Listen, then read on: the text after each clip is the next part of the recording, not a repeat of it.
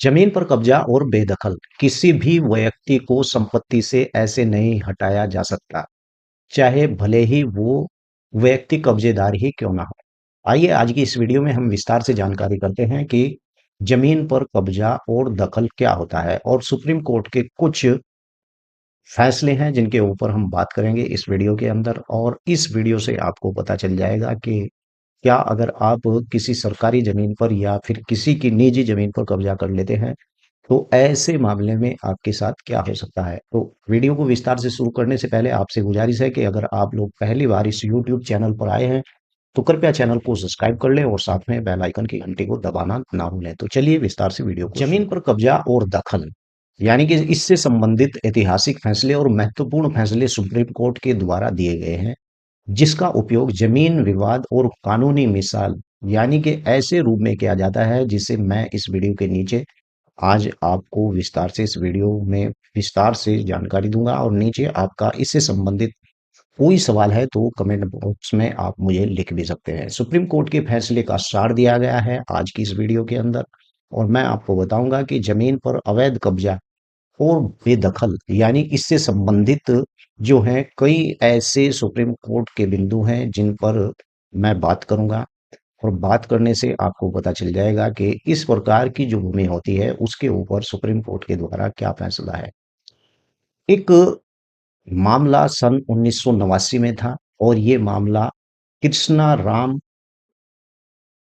कृष्णा राम के नाम से एक ये मैटर था और इस पर शोभा विक्रांत राव के नाम से इस मैटर के ऊपर सुप्रीम कोर्ट के द्वारा एक फैसला सुनाया गया था। और मुख्य बिंदु इसका ये था कि इस केस में सुप्रीम कोर्ट ने माना कि किसी भी व्यक्ति को अपनी संपत्ति से अवैध रूप से बेदखल किया जा सकता है, चाहे कब्जाधारी कानूनी मालिक ही हो।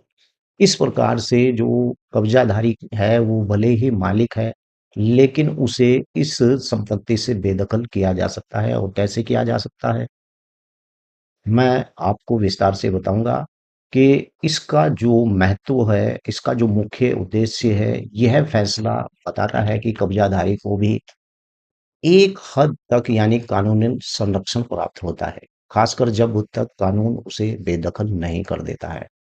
ऐसा ही मुख्य बिंदु था, एक मैटर था वर्मा यूनियन ऑफ इंडिया का एक मैटर था। उसमें मुख्य बिंदु था कोई भी व्यक्ति किसी भी जमीन पर केवल कब्जा करके खुद को मालिक साबित कर सकता है और मालिक हक साबित करने के लिए वैध दस्तावेजों की जरूरत भी होती है। ऐसे ही नहीं कि अगर आपने किसी भूमि पर कब्जा कर लिया है और आपके पास इस प्रकार के वैध दस्तावेज नहीं है। वैध दस्तावेज वही होते हैं जैसे रजिस्ट्री, खसरा, खतौनी आदि, नक्शा, इस प्रकार के जितने भी वैध डॉक्यूमेंट्स होते हैं उन डॉक्यूमेंट्स का होना बहुत जरूरी है। सरकार जमीन पर कब्जा करने वाले व्यक्ति के किसी प्रकार की कानूनी सुरक्षा नहीं मिलती है। यह केस बताता है कि अतिक्रमण पर कोर्ट की दृष्टि बहुत ही सख्त होती है। मान लीजिए कि ऐसा नहीं है कि आपने सरकार की भूमि के ऊपर कब्जा कर लिया है और आप वहां पर निश्चिंत हो जाएंगे, लेकिन अगर कब्जा आपका है तो कोर्ट भी इसे सतर्क रहता है। और मैं आपको बता दूं कि कोई भी व्यक्ति शांति और बिना विवाद की किसी भी जमीन पर कब्जे में है, उसे जबरन वहां से हटाया नहीं जा सकता।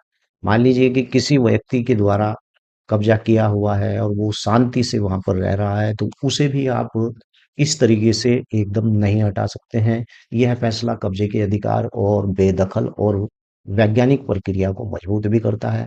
और मैं आपको बता दूं कि इसका निष्कर्ष यही निकलता है कि अवैध कब्जा ही रहता है, भले ही वो कितने भी साल पुराना क्यों ना हो। कब्जादारी को हटाने के लिए उचित कानूनी प्रक्रिया आपको जो है करनी अनिवार्य हो जाती है। और साथ ही आपको बता दूं कि राजकीय जो भूमि पर अतिक्रमण के मामले में प्रशासन को अधिक अधिकार प्राप्त होते हैं। सिविल कोर्ट में दावा भी करके आप वास्तविक हक साबित करना बहुत ही जरूरी होता है। मैंने बहुत से वीडियो के अंदर बताया कि कब्जे दो प्रकार के होते हैं। कब्जा एक वो होता है जो अस्थाई कब्जा होता है, एक कब्जा वो होता है जो अस्थाई कब्जा होता है। अस्थाई कब्जा वो होता है, मान लीजिए कि आपको इस बात का पता है कि आपने किसी भूमि पर लगातार कब्जा कर रखा है, भले ही उसके मालिक को पता है, लेकिन मालिक उसका आपको वहां से नहीं निकाल पाया है या आपके खिलाफ न्यायालय में नहीं गया है और आप लगातार उस पर कब्जे में हैं, वो भूमि आपके, तो ऐसे मामले में इसे कहा जाता है वास्तविक अस्थायी कब्जा। और अस्थायी कब्जा उसे कहा जाता है, मान लीजिए कि किसी भूमि के ऊपर आपने कब्जा कर लिया, कुछ समय तक आप उसके कब्जे में रही और फिर कुछ समय के बाद आपने उस पर से कब्जा छोड़ दिया, तो इस प्रकार के कब्जे को कहते हैं अस्थायी। अक्सर कर ग्राम पंचायतों के अंदर कुछ लोग सरकारी भूमि पर कब्जा कर लेते हैं, तो वहां पर वो लोग अस्थायी कब्जा रखते हैं और अस्थायी कब्जा करने के बाद भी उन लोगों के पास एक नोटिस आ जाता है। मैंने बहुत सी वीडियो के अंदर बताया है कि अगर आपने सरकारी भूमि या फिर ग्राम पंचायत की कोई ऐसी भूमि कब्जाई है, तो उसके ऊपर अगर आप, वो स्वर्णिक उपयोग की भूमि होती है, आप देखना उस भूमि के ऊपर स्वर्णिक उपयोग लिखा हुआ होता है। ऐसी भूमि के ऊपर कब्जा आप नहीं कर सकते हैं। अगर 30 साल पुराना वहां पर आपका कब्जा है और वो भूमि आबादी के बीच में आ जाती है, तो ऐसी सिचुएशन दूसरी बन जाती है। लेकिन सरकारी भूमि, ग्राम समाज की ऐसी भूमि पर अगर आप कब्जा कर लेते हैं, तो ऐसी भूमि पर कब्जा को हटाने के लिए आपको एसडीएम, तहसीलदार या फिर कोई भी जो है जिला अधिकारी आपको नोटिस कर सकता है। आपका इसी मैटर से संबंधित अगर कोई सवाल है तो वीडियो के नीचे जरूर लिखें, मैं उसे टॉपिक बनाकर वीडियो बना दूंगा। आज की इस वीडियो में मैंने आपको बताया कि कब्जेदार को किन किन बातों का ध्यान रखना चाहिए। तो चलिए वीडियो में आगे फिर मिलता हूँ। जय हिंद, जय भारत, खुदा हाफिज।